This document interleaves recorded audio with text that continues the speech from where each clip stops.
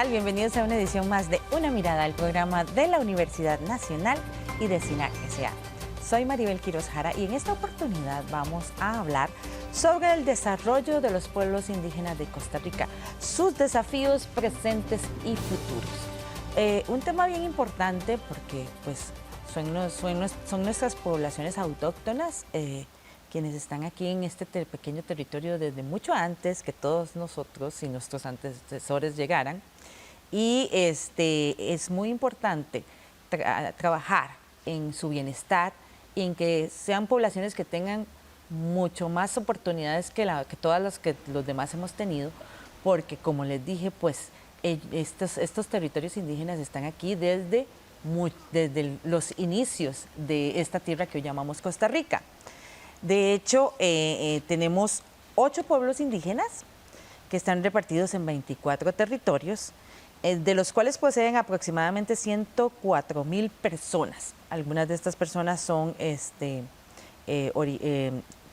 originarias o descendientes de estas poblaciones indígenas. Son el 2% de la población, o sea, 2 de cada 100 costarricenses pueden ser catalogados como miembros de estas poblaciones indígenas.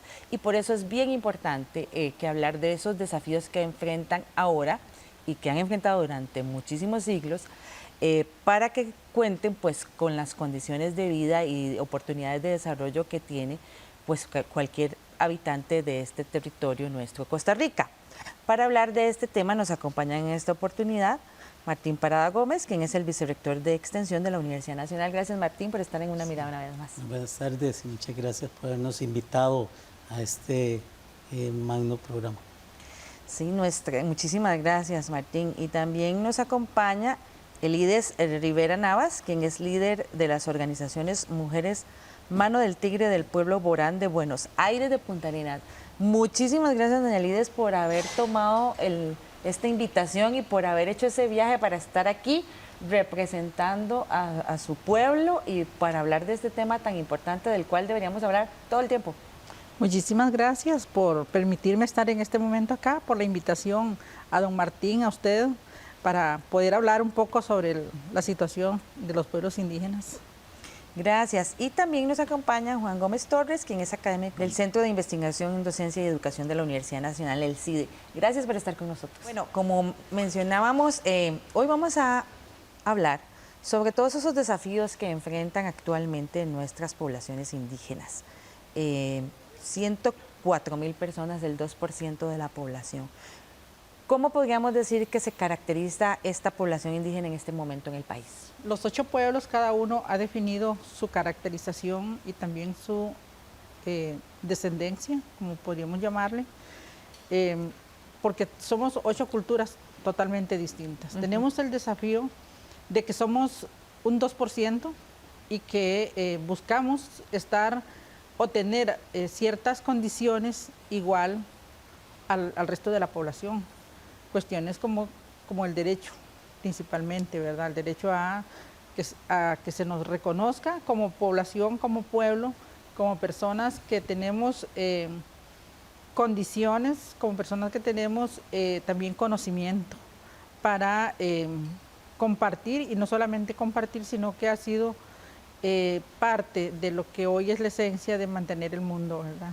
Entonces yo creo que eso es como los primeros desafíos, que reconozcan realmente el valor que los pueblos indígenas hacemos en el día a día para estar. Ahora, cuando yo hablo sobre el tema de cómo cada uno o cada pueblo define su identidad, define su pueblo, su comunidad, en el caso nuestro tenemos una base de datos, ¿verdad? Que es a donde se compone por 12 troncos genealógicos, que fue construido por mayores, en su momento mayores que sobrepasaban los 100 años de vivencia y también de aporte, personas que siempre fueron comprometidas con la realidad de los pueblos. Eso hoy día tenemos, desde el 2015, se ha caracterizado por ser por decreto se construyó, ¿verdad? Porque participaron instituciones públicas del Estado, como el Tribunal Supremo de Elecciones, estuvo Defensoría, Naciones Unidas, Derechos Humanos, con el colectivo de mayores Brorán, y así construyeron.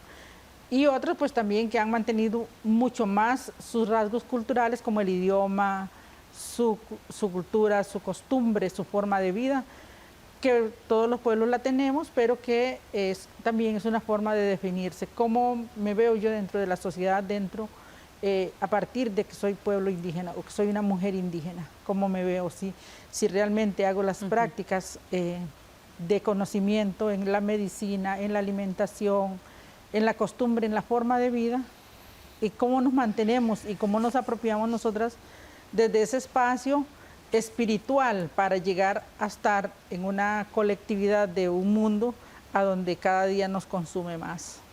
Sí, tal vez es importante recalcar que los pueblos indígenas representan la diversidad, ¿verdad? Yo creo que la compañera lo deja claro, ¿verdad? En ese sentido. Si hubiese que buscar una palabra, sería diversidad. Pero no solo son los pueblos indígenas, es que América Latina es diversidad, ¿verdad? América Latina es diversidad, nuestro país es diversidad.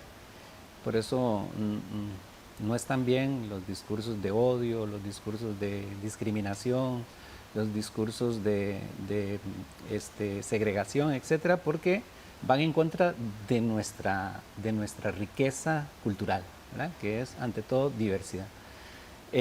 Ellos, como bien lo dice la compañera, son 8 pueblos muy diversos, ¿verdad? Son 8 pueblos muy diversos con tradiciones muy distintas, e incluso el país está caracterizado históricamente por 2 bloques, por así decirlo, ancestrales distintos de formaciones. Un grupo chipchoide, que casi son todos los grupos después de Guanacaste, por así decirlo, ¿verdad? Como Malecus, Brorán,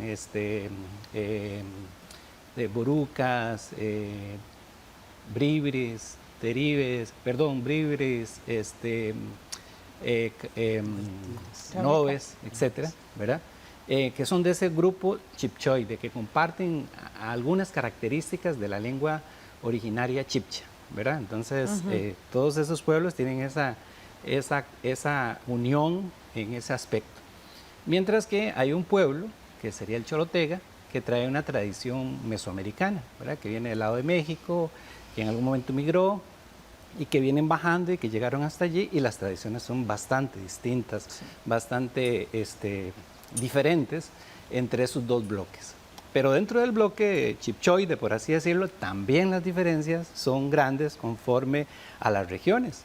Y aunque hay características y hay muchas cuestiones muy comunes y muy similares, la diferencia sigue siendo la regla, ¿verdad? En todo el sentido de la palabra. Entonces creo yo que es importante recalcar este aspecto de la riqueza cultural y de la diversidad que hace que estos pueblos, al igual que otras ancestralidades, nos den y nos compartan estos saberes, que son saberes ancestrales, que pueden enriquecer nuestra educación, como en el caso de la Universidad Nacional, para formar a nuestros estudiantes al encuentro con estas poblaciones. Ese punto suyo es bien interesante, porque creo que la mayoría de la población costarricense no somos conscientes de esa importante diversidad, ¿verdad? Porque sabemos que están los bribris, los cabecas, los nove, los malecus, los bruncas, los teribe, los huetar, los chorotega. Pero eso que usted acaba de explicar, ¿verdad? Nos hace entonces reflexionar de que esa herencia es todavía más rica, como usted decía, porque no estamos hablando de costumbres, tradiciones y formas de ver el mundo unificadas, sino que tenemos una variedad de saberes que de una u otra forma pues también han calado en la construcción de nuestra identidad costarricense, y que hoy más que nunca, opinión muy personal, es importante recuperar. Sí. Mari, yo creo que lo que señala Juan es claro en reconocer en esa diversidad la sana convivencia de la sociedad costarricense. Yo le venía comentando a Elides ahora que el país tiene que aprender a convivir no solo en democracia, sino en respeto a las capacidades, a las características, a las culturas, al conjunto de hábito de todas las poblaciones.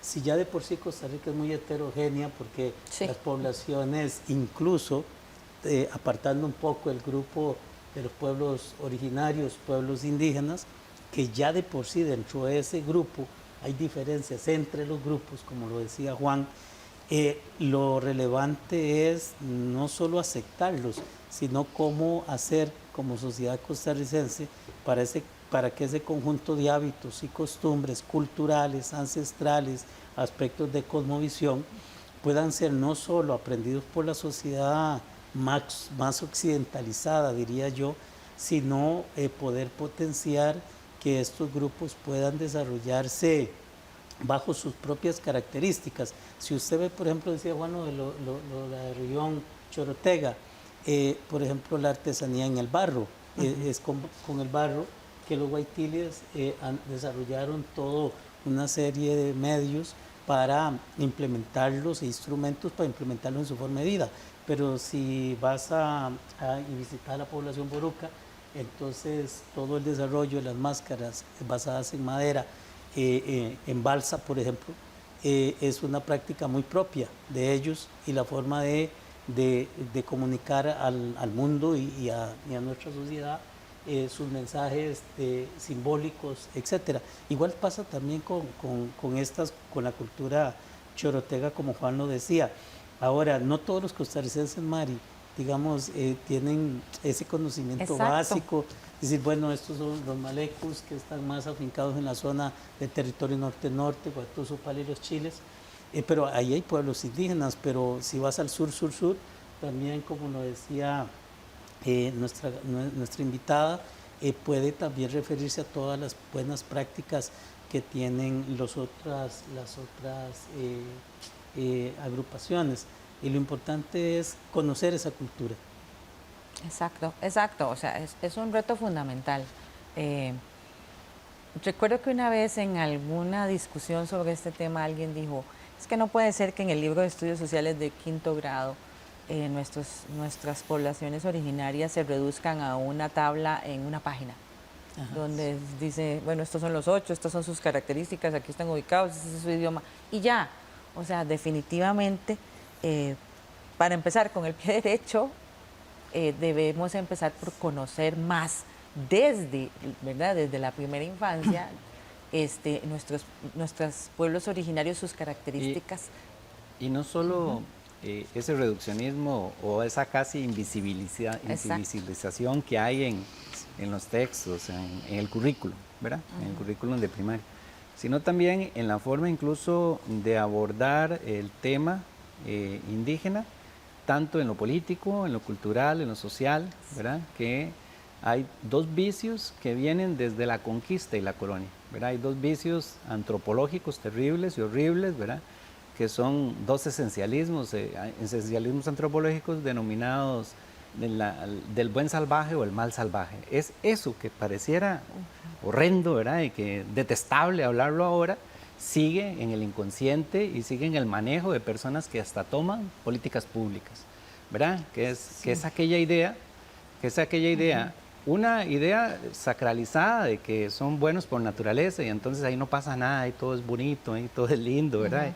Y no, es una comunidad como cualquier otra, y como cualquier otra comunidad tienen problemas, y como cualquier otra comunidad hay discusiones, y como cualquier otra comunidad se enojan, y como cualquier otra comunidad pasa lo que pasa con los seres humanos, ¿verdad? En todo el sentido de la palabra.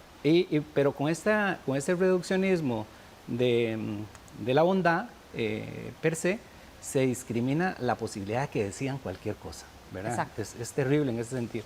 Y la otra del mal salvaje, ¿verdad? Que incluso fue una discusión de una controversia en Valladolid hace más de 500 años, hace cerca de 500 años, donde se hablaba de que per se eran personas que no tenían alma y que eran personas malas, ¿verdad?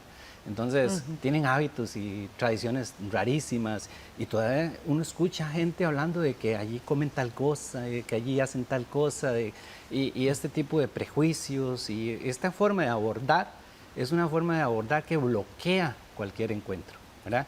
Y es una forma de abordar que a veces está en las mismas políticas públicas, ¿verdad? Cuando no escuchan, cuando no son los pueblos los que deciden, cuando no les permiten la autonomía, cuando no les permiten la autodeterminación, y cuando no son los pueblos los que están decidiendo lo que sucede en sus comunidades, sino que se les impone categorías y estructuras como la CONAE y otro montón de estructuras como las asociaciones de desarrollo, etcétera, que son externas, que son occidentales y que están viciadas con todos los errores de Occidente y con todos los prejuicios de Occidente, ¿verdad? Con estas cargas antropológicas históricas. Sí, doña María, tal vez para ampliar lo que Juan está hablando, y es correctamente, porque cuando hablamos sobre la gobernanza de los pueblos indígenas, en la ley indígena, ni siquiera es una ley, en el reglamento de la ley indígena dice que se van a regir según sea su organización, pero que el Estado en ese reglamento dice que lo que más se apropia a la gobernanza son las asociaciones de desarrollo.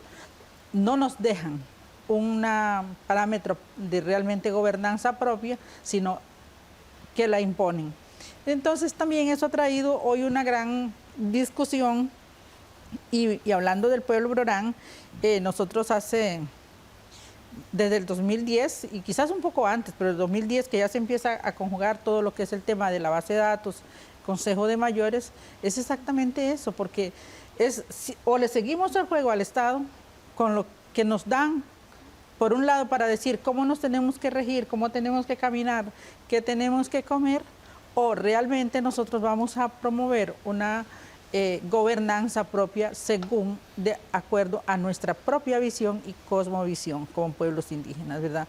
Que tiene que ver con la naturaleza, que tiene que ver con la alimentación, que tiene que ver con la salud, que tiene que ver cómo las mujeres también estamos aportando desde nuestras vivencias para hacer una gobernanza, con todos los defectos, como lo ha dicho, somos una sociedad de hombres y mujeres que cometemos errores, que vinimos acá y que no tenemos alma, dicen, según la Iglesia Católica, eso es lo que sigue diciendo, ¿verdad? Y nos han impuesto la Iglesia Católica, pero también nos hacen ver así. Es como, vení que sos el malo, pero igual no tenés decisiones acá. Entonces yo creo que es una forma que, como el cristianismo, pues también ha jugado, y un poco con lo que ha sido la educación, porque en los currículum no se refleja realmente lo que son los pueblos indígenas. Nos enseñaron a nosotros, como y le decía el compañero Pablo, nos hicieron cantar el himno a Colón, ¿verdad? Y cuando decidí que no lo cantaba, bueno, hasta mi abuelita me castigó, decía él, y sí, es cierto, ¿por qué? Porque desobedecíamos al maestro, pero realmente nosotros tuvimos que llegar a la conciencia, o desobedecemos o seguimos siendo alineados, ¿verdad? Tal vez no hemos logrado lo que realmente pretendemos como una autonomía propia y no nos dejan, porque ahora el tema de políticas públicas lo apunta Juan y es el tema ahorita en el gobierno, ¿verdad? La consulta sobre políticas públicas.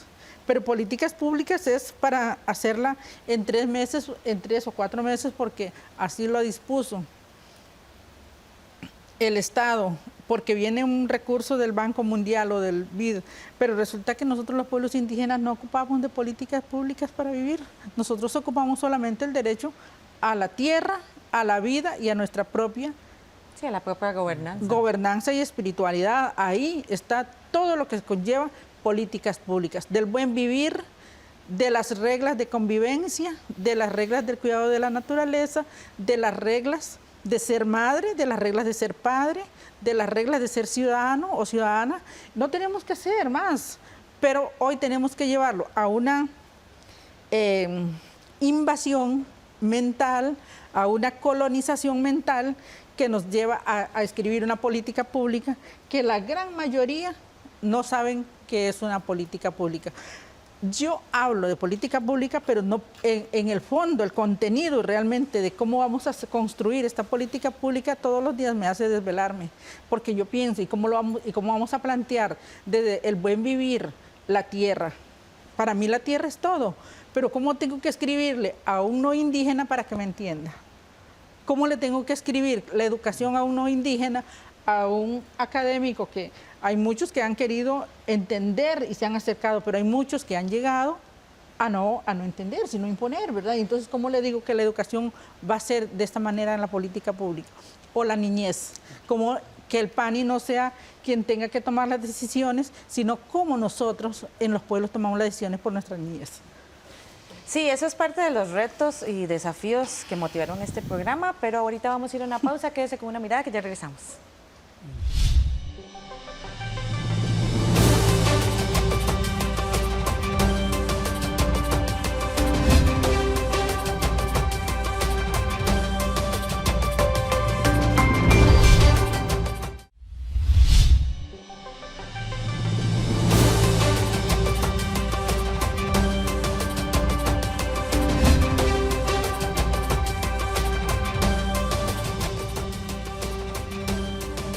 Continúe usted con una mirada del programa de la Universidad Nacional y de SINAC S.A. Hoy estamos hablando sobre el desarrollo de nuestros pueblos indígenas, los desafíos presentes y futuros que, como ya vimos en el bloque anterior, pues son muchísimos, empezando por el tema de lo que usted mencionaba, el IDES, que es tan importante del derecho a la autodeterminación, a la autogobernanza. Son múltiples los desafíos que se enfrentan en este momento nuestras poblaciones indígenas. Tal vez el principal, para retomarlo del bloque anterior, es precisamente ese reconocimiento del que hablaba Juan, y ustedes pues también lo mencionaron, en el sentido de no invisibilizar esa presencia, ¿verdad? De que así como en Costa Rica somos conscientes de nuestra herencia guanacasteca, ¿verdad?, afrodescendiente y demás, pues que más importante que esa herencia de nuestros pueblos originarios, que, ¿verdad?, como hemos visto, es diversa, está en todo el territorio nacional y en definitiva tiene una riqueza de múltiples factores que es urgente rescatar. Sí, a mí me parece, Mari, que en términos de los factores críticos que rodean a los pueblos indígenas hay mucho por reflexionar y mucho por analizar. Es decir, los problemas de la sociedad costarricense, está bien, son de todos. O sea, la inseguridad es de todos, la corrupción es de todos, el desempleo es de todos, la pobreza extrema es de todos. Pero también hay que comprender que las problematizaciones, digamos, del sistema de la sociedad nuestra más occidentalizado, así como tiene soluciones, nos trae problemas. Y una solución es que tengamos carros, hoy carros de lujo. Hace 30 años, yo recuerdo, y no sé si usted recuerda, pero en la universidad solo los pocos profesores tenían carros. Sí. Hoy no, hoy los estudiantes tienen mejores carros a veces que los profesores. Y digo esto porque el carro representó una solución de transportación privada y nos ha traído muchos problemas de contaminación, de sonido, etcétera. Entonces, ese desarrollo concebido de forma desde Occidente, que creemos que nos da un mayor bienestar, tiene contrapesos en lo que no es el bienestar. Lo que decía el IDES ahora, ese bien común, como nosotros o como los pueblos indígenas, bajo el bien común logran tener, sin tener médicos, tienen buena salud. Bueno, pero es que tienen medicina ancestral. Pero entonces la medicina ancestral es diferente a la consulta médica que usted y yo estamos acostumbrados a visitar cuando nos duele la cabeza o cuando nos duele el estómago. Pongo el ejemplo de la medicina, pero hay otros ejemplos donde efectivamente la cosmovisión de ese mundo ancestral le ha permitido a los pueblos originarios tener un buen nivel de vida. Sin embargo, yo quisiera poner varios temas ahí para motivar a Lides y a Juan, porque está el tema de la dotación de la tierra. Sí. ¿De quién es la tierra? ¿De quién es la tierra? Los problemas de expropiación de las tierras. ¿Por qué los blancos, en el buen sentido de la palabra, quieren usurpar las tierras? Bueno, hoy porque hoy un metro cuadrado en Costa Rica vale dinero. Vale mucho más dinero que hace 30 años. ¿Por qué los recursos naturales? Bueno, porque hay un montón de empresas multinacionales que están interesadas en conocer todas las plantas y bosques de los pueblos indígenas para hacer extractivismo medicinal para luego alimentar sus negocios corporativos multinacionales. Por eso se fomenta la investigación extractivista que yo critico tanto, porque entonces aparecen nuevos ungüentos, no sé si usted los ha visto, y usted dice, me quitó la alergia. Y cuando usted va a leer una serie de plantas medicinales muy oriundas de Brasil, de Colombia y otros países de América Latina, por poner el segundo ejemplo, pero también el factor crítico de acceso a los derechos humanos, cómo garantizarles que dentro de ese modernismo puedan tener acceso a condiciones de vida en materia de agua potable, de salud, de una educación más compartida y no impuesta, así como un conjunto de elementos relacionados con la modernidad que la sociedad nuestra per se ya tiene. Sí. Y ahí los motivé porque... Bueno, sí, mira, yo quiero decir primero que la tierra es nuestra. La tierra que... Se ha dicho que la tierra, dice como la reglamentación de la tierra, yo le llamo la reducción de nuestra tierra. Sí. Porque eso es lo que hicieron, la reducción de la tierra de los pueblos indígenas. Y bien lo apuntabas, Mari, al inicio, nosotros no somos del Estado, porque nosotros hace miles de años vivimos acá y estamos acá. Llegaron aquí primero. Exactamente, así es que el Estado para los que son otros, 300 años, no sé, 203 años, algo por ahí. Y ahora en el 15 de septiembre yo le decía a mis hijos, bueno, hay que ser patriótico, pero realmente el Estado no es nuestro, porque esto es una imposición de los que vinieron. Nosotros estábamos acá y esto nos los impusieron. En ese sentido, creo que la tierra, y ahorita el gran problema que estamos enfrentando en todos los territorios indígenas es la tierra, realmente.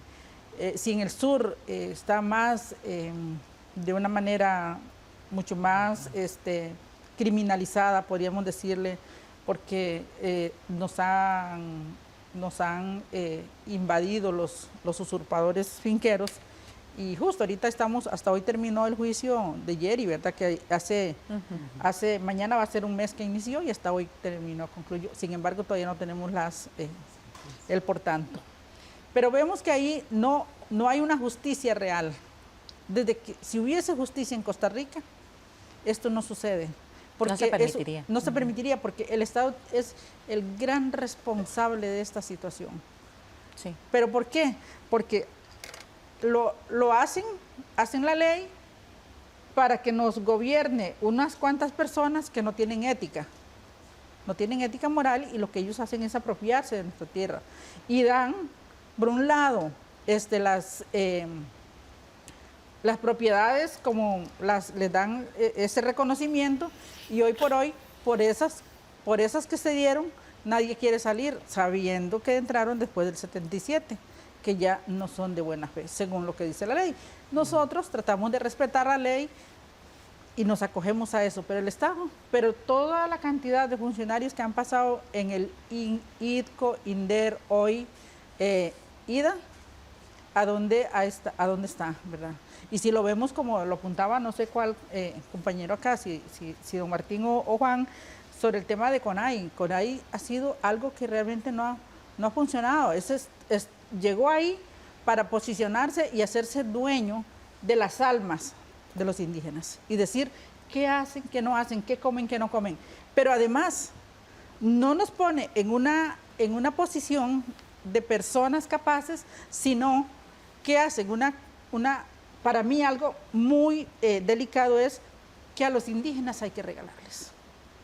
Yo, mujer indígena de 58 años, con 3 hijos y 2 nietos, estoy totalmente en desacuerdo. Creo en que yo tengo mis capacidades para poder plantear las soluciones a un mundo distinto. Y qué importante eso que usted mencionaba, trabajar con los hijos, con los nietos, los bisnietos, para transferir no solo, ¿verdad?, toda la riqueza cultural y la cosmovisión, sino también para defender todos estos derechos que usted menciona. Por eso conversamos con Carol Morales Mayorga. Ella es estudiante del Movimiento Estudiantil Indígena de la Universidad Nacional. Para ella, pertenecer a este grupo es fundamental, no solo para mantenerse unidos como estudiantes, sino para también trabajar ya como estudiantes universitarios indígenas en aquellos cambios que van a mejorar las condiciones de vida de sus poblaciones.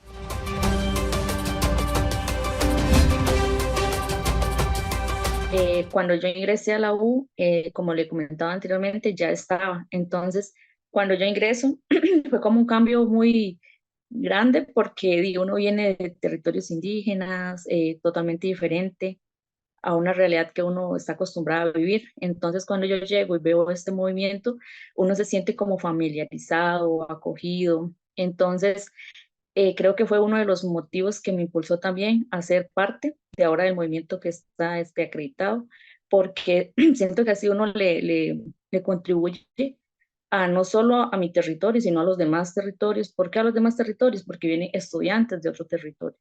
Entonces uno sigue ese acompañamiento para los demás chicos y chicas que vienen de territorios diferentes. Y y desde el movimiento, ¿cómo me ha ayudado con lo de la U? Creo que ha sido un proceso más de libertad, por así decirlo, como de integrarme a cosas. Por parte del movimiento me he integrado a cosas dentro de la U, entonces creo que eso me ha llevado a impulsarme un poquito más allá de lo que es solo mi carrera. Y entonces, por esa parte sí me ha ayudado bastante. A pesar de eso, uno tiene que salir adelante y creo que uno somos capaces de poder adaptarnos ante cualquier circunstancia. Como también le mencionaba, cuando el movimiento fue gran parte también de este proceso, del proceso que me llevó a incorporarme, a perder los miedos, conocer a más estudiantes de acá, todos veníamos con lo mismo, nadie venía preparado, porque, como le decía, es una realidad totalmente diferente. Cuando yo converso o dialogo con algunos amigos, amistades de otros territorios que están a punto de entrar a la U, uno les dice, uno los prepara, les prepara la realidad de antemano y decirles, bueno, allá vas a encontrar oportunidades bonitas, porque la verdad eso da la U, muchas oportunidades bonitas, experiencias bonitas, únicas, pero también hay que demostrarle que también es otra realidad a la cual uno tiene que ya venir preparado y sin miedo, perdiendo el miedo, porque con el miedo uno no llega a nada. Entonces, siento que y ese es el motivo o la labor que está haciendo actualmente el movimiento. Queremos seguir motivando a los demás chicos que vienen de otros territorios, y poniéndole en la mesa lo que se vive, tanto lo bonito como lo negativo, y así, porque digamos, porque sí, como le digo, es totalmente difícil, pero siento que sí se puede. Y o sea, si nosotros ya estamos y hemos avanzado poco a poco y a las alturas que ya estamos, se ha logrado, entonces siento que todos somos capaces de adaptarnos. Y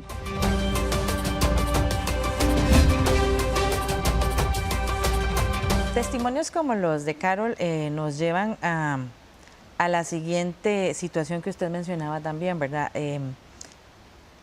Abrir esas oportunidades, porque como usted dice, nosotros no necesitamos que nadie nos regale nada, pero sí necesitamos tener, ¿verdad?, todas las oportunidades, el acceso a los diferentes recursos y demás que permitan a las poblaciones indígenas desarrollarse de manera autónoma, bajo sus reglas, y al mismo tiempo asegurar que el conocimiento, la cultura, la cosmovisión se transfiera de generación en generación, y no solo eso, sino que también sea de acceso para el resto de la población, para que también podamos identificar eso que también es parte del ser costarricense. Correcto, Mari. Discúlpame. Correcto, Mari. Quiero decirte esto y ya le voy a pasar la palabra a Juan.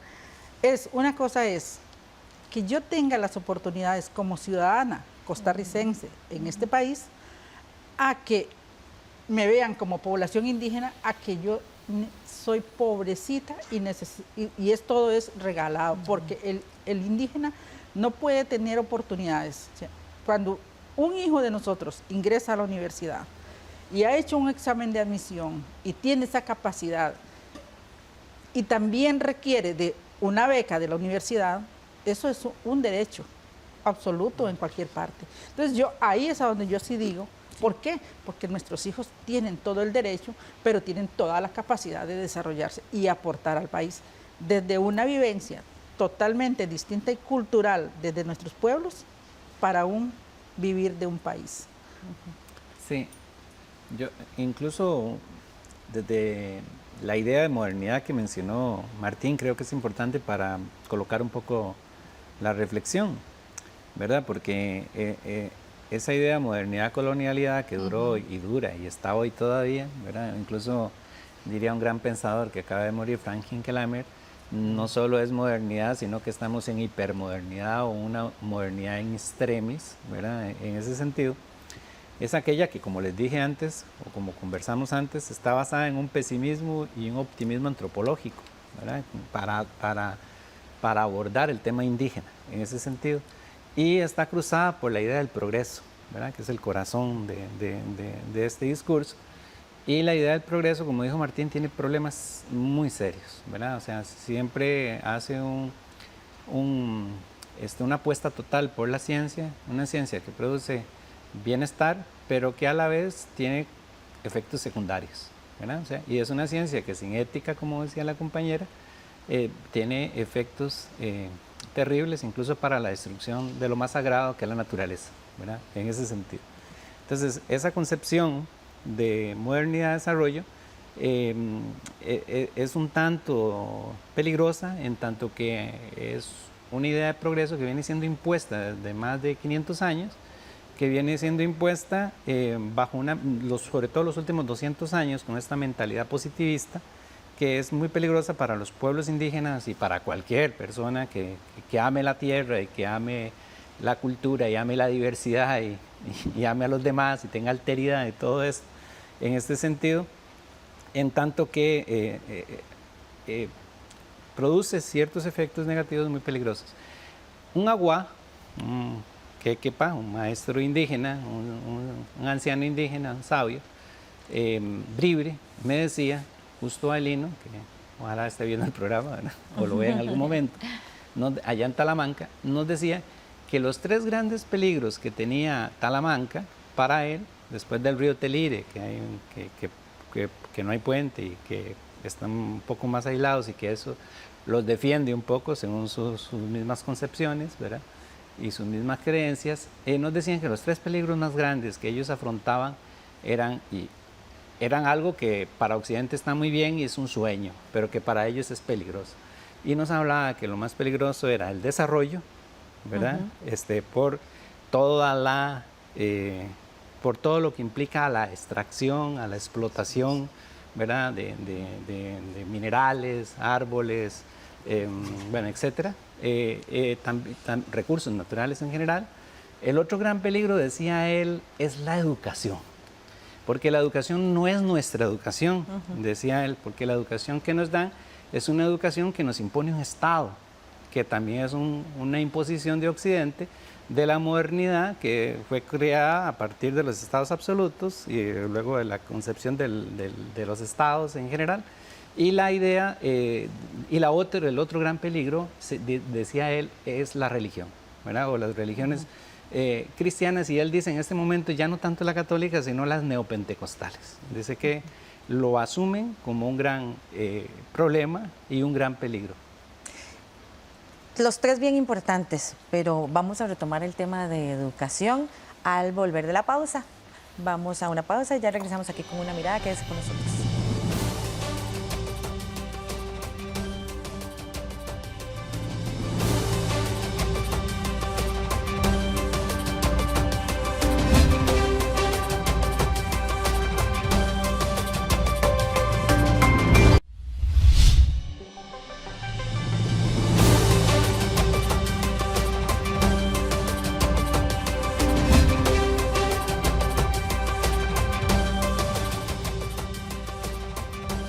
Regresa usted a Una Mirada, del programa de la Universidad Nacional y de CINAC S.A.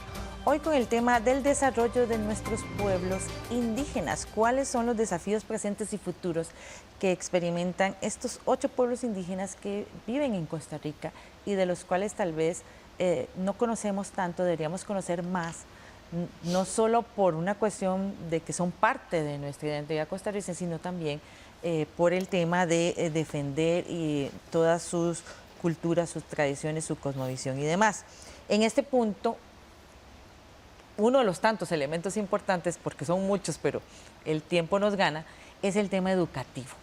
Las universidades públicas, particularmente la Universidad Nacional, han venido defendiendo este punto desde hace varios años, ya décadas incluso, de la importancia de trabajar en los procesos educativos de las poblaciones indígenas de manera que se recupere toda esa herencia para su propia población inicialmente, por supuesto, ¿verdad? Debe ser la principal beneficiada de que se recupere todo lo que tiene que ver con su cultura, con sus tradiciones, el idioma muy importante, la cosmovisión, pero también, como decía Juan, pues tiene que estar en el currículo nacional, tiene que dejar de estar invisibilizado. ¿Cuál es el reto primordial que usted vislumbra, Elides, en el tema educativo de las poblaciones originarias? Efectivamente, el reto más grande es el curricular, a partir de que no tanto en la escolaridad como en la secundaria y en la universidad, creo que no contamos con una materia o un grado, llamémosle, para hablar sobre lo que es el tema indígena. Se habla muy esporádicamente y, como digo, se ha venido, sí, avanzando, pero no vemos, por ejemplo, que se hable sobre el tema de derecho indígena en las universidades, no vemos cómo se habla sobre la vida de las personas o del pueblo indígena con su tierra, qué significa, cuál es el significado, por qué vivimos de esta manera, o cómo nosotros realmente recuperamos nuestra identidad a partir de la educación, porque la educación fue la que nos quitó la identidad, nos quitó el idioma, nos quitó nuestra espiritualidad, y así fueron quitándonos cada cosa, cada vivencia, a hoy no tener apenas que el aspecto físico y el querer arraigarnos de esos saberes ancestrales. Entonces yo creo que cuando las universidades se han acercado a nuestras comunidades, pues nosotros hemos recibido con muy buen agrado esto, pero sí buscamos que realmente se pueda apropiar más. Tal vez no quisiera hablar, pero voy a decir, en la UNED se hizo un técnico de gestión local, cultural, para que muchos líderes también tuvieran esa oportunidad de gestionarse desde la parte cultural y desde la parte de derechos. Entonces yo creo que las universidades en sí deben de ir también apropiándose. ¿Cómo hablamos el tema más profundo en lo que tiene que ver todo el desarrollo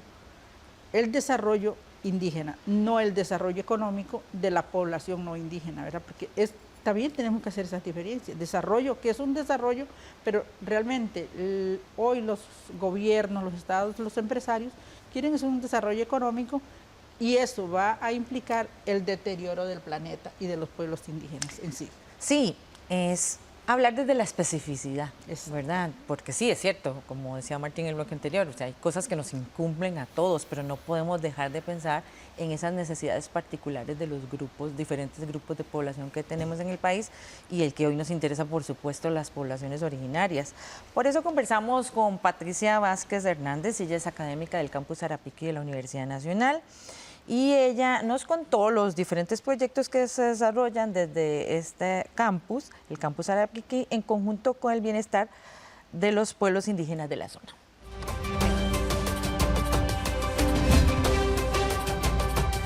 Bueno, desde Campus Arapiqui, sección regional Huetar Norte y Caribe de la Universidad Nacional, nos hemos enfocado en trabajar proyectos de etnomatemática con el territorio Talamanca-Bribri, Talamanca-Cabécar, Valle La Estrella y Bajo Chirripó. Hemos incluido también la población de Quecoldi. Nos hemos enfocado en un proyecto en 2 etapas. Una primera etapa ha sido desarrollar capacidades docentes para elaborar colectivamente actividades de clase con enfoque etnomatemático. Cuando hablamos de etnomatemática nos estamos refiriendo a un contexto donde va a estar involucrado el tema antropológico, el tema histórico, la matemática y los especialistas de las prácticas culturales de los pueblos con los que trabajamos. Entonces es un trabajo muy articulado, muy multidisciplinario, interdisciplinario. Esa fue una etapa. Luego trabajamos elaborando libros de texto. Entonces hemos dotado a los territorios con libros de texto de matemática desde esta perspectiva. Por 5 años en amparo con la UNESCO y con la Red Internacional de Etnomatemática. Actualmente nos encontramos trabajando bajo comisiones y tenemos una comisión de vinculación con pueblos indígenas que trabajamos pero bajo demanda, a solicitud de los pueblos y los territorios. Entonces ya no con proyectos específicos, quizás pensados más desde afuera, sino más bien desde las necesidades que nos externan las comunidades en las cuales requieren nuestro apoyo. Entonces trabajamos bajo demanda. Ese es un nuevo modelo que hemos estado implementando.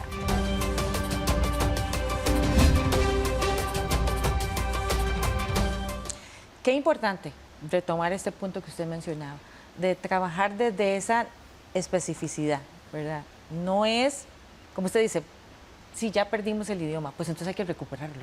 Hay que trabajar en eso, trabajar en textos, en currícula, en preparación de docentes, ¿verdad? Y entre otras muchas cosas. Sí, Juan. Las universidades públicas en especial han hecho un gran esfuerzo de caminar con estas comunidades. Igual, como dijimos antes, a nosotros nos aplica también ese pesimismo y ese optimismo antropológico en el sentido de que se han cometido muchos errores, ¿verdad?, en el pasado. En educología hay un proyecto que está en la zona de Talamanca y que cuando se planteó, cuando lo planteamos, al conversar con los Aguapa de la zona, los Aguapa nos decían que estaban, bueno, más bien conversando con ellos, les pareció la idea de hacer algo en conjunto y ellos ofrecieron qué hacer, ¿verdad? Fue más bien a partir de escucharlos y de hablar con ellos que ellos nos dicen qué es lo que creen que en ese momento sería bueno que la universidad aporte. Y creo que todo proyecto tiene que nacer de allí, escuchando, ¿verdad? Y que sea la misma comunidad la que diga si sí o si no y qué quieren. No sé si me explico, eso sería algo específico en ese sentido. Entonces así fue como nace nuestro proyecto allá. Pero antes de eso nos hicieron muchos comentarios y duros, como ya han venido muchos, ya se han robado todas las ideas, aquí se han publicado libros, se han publicado tesis, esta gente gana más por eso y otras cosas que en el pasado, y espero no estén sucediendo, se dieron y que pues hacen perder la confianza y pues está muy mal, no sé si me explico en ese sentido. Pero bueno, el proyecto arranca, ¿verdad?, en la zona. Es un proyecto que tiene que ver con recolección de historias ancestrales, ¿verdad?, para ellos mismos, y que, por ejemplo, acaba de publicarse un libro, el cual son historias contadas por Aguapa en bribri, ¿verdad?, contadas por Aguapa en bribri, mediadas por profesores del MEP bribris, ¿verdad?, en bribri, mediadas con una didáctica bribri, y que se le donó al Ministerio de Educación para las clases de lengua y cultura bribri, ¿verdad?, en ese sentido. Pero también tiene una parte del proyecto que es llevar a estudiantes de la Universidad Nacional para que vayan a la comunidad a tener un encuentro intercultural y de primera mano escuchen, y no van a enseñar, sino que van a ir a aprender. De primera mano escuchen sobre las tradiciones, de primera mano escuchen sobre las historias, la cosmovisión, la forma de ver la tierra, el agua, los espíritus de los niveles del universo, qué hace un agua para curar.